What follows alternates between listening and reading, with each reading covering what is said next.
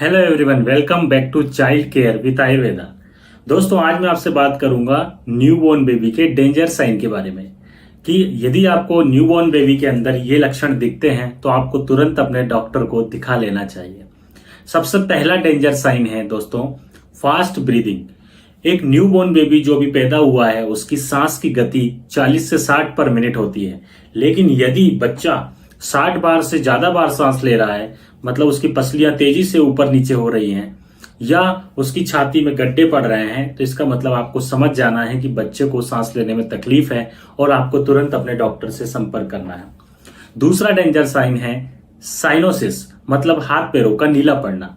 तो दोस्तों, जन्म के समय न्यूबॉर्न बेबी के हाथ और पैर थोड़े से नीले हो सकते हैं और यह नॉर्मल होता है। 2 से 3 दिन में यह अपने आप ठीक हो जाता है। लेकिन यदि हाथ पैर का नीलापन बढ़ता जा रहा है या यह नीलापन होठों में, मुंह के अंदर, नाक पर इस तरह से नीलापन कंटिन्यू बढ़ रहा है, तो फिर इसमें आपको डॉक्टर को दिखाने की जरूरत है। तीसरा डेंजर साइन है दोस्तों, वॉमिटिंग एंड डायरिया। वॉमिटिंग मतलब उल्टी आना।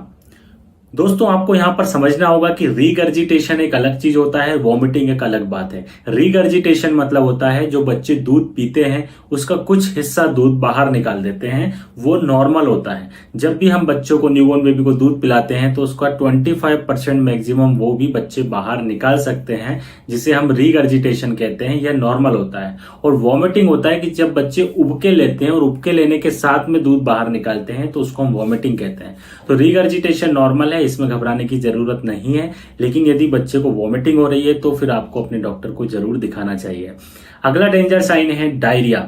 दोस्तों, न्यूबॉर्न बेबी यदि 3 से 4 दिन में एक बार पॉटी जाता है तो वो भी नॉर्मल है, और यदि एक दिन में 4 से 5 बार पॉटी जाता है तो भी नॉर्मल है। लेकिन यदि न्यूबॉर्न बेबी एक दिन में 7 से 8 बार पॉटी जा रहा है, या वो जो पॉटी जा रहा है वो एकदम उसकी कंसिस्टेंसी एकदम लिक्विड है, बिल्कुल पानी की तरह जा रहा है, तो फिर आपको अपने डॉक्टर को दिखाने की जरूरत है। हो सकता है बच्चे को कोई इन्फेक्शन हो गया हो जिसके कारण उसको डायरिया हुआ हो, तो उसको इन्फेक्शन का कंट्रोल होना बहुत जरूरी होता है। अगला डेंजर साइन है दोस्तों, बच्चे का मिकोनियम को पास न करना। मिकोनियम होता है जब बच्चा पहली बार जब स्टूल पास करता है तो जो ब्लैक कलर का जो गाढ़ा सा एक स्टूल पास होता है उसे ही हम मिकोनियम कहते हैं। तो यह मिकोनियम बच्चे जन्म के बाद बाहर निकालते हैं। कई बार ऐसा होता है कि डिलीवरी के समय ही, जन्म के समय बच्चा मिकोनियम पास कर देता है। लेकिन यदि बच्चे को 24 घंटे हो चुके हैं और बच्चे ने स्टूल पास नहीं किया है तो फिर यहाँ पर आपको अपने डॉक्टर से संपर्क करने की जरूरत है। हो सकता है उस बच्चे को इम्परफोरेटेड एनस हो या और कुछ ऐसा इंटेस्टाइनल ऑब्स्ट्रक्शन हो जिसके कारण कि बच्चा स्टूल पास नहीं कर पा रहा है। अगला डेंजर साइन है दोस्तों कि बच्चे का यूरिन न करना। यदि बच्चा जन्म के समय 48 घंटे के अंदर अंदर यूरिन पास नहीं करता है तो उस कंडीशन में भी हमें अपने डॉक्टर को दिखाना चाहिए।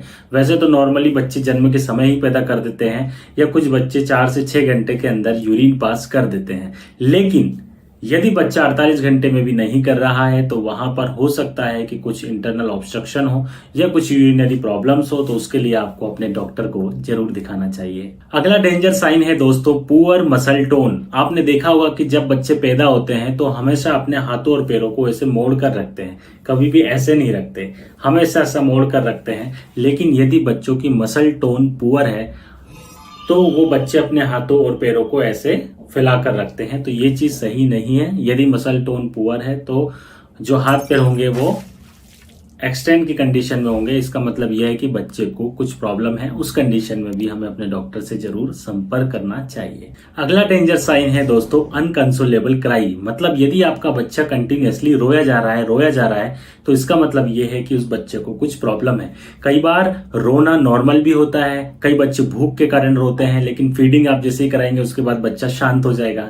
कई बच्चे पेट दर्द के कारण रोते हैं, जिसे हम इन्फेंटाइल कॉलिक या इवनिंग कॉलिक कहते हैं। उसमें भी जब आप बच्चे को कुछ मेडिसिन देते हैं या बच्चे को गोदी में लेते हैं, उसको झूला झुलाते हैं तो बच्चा ठीक हो जाता है।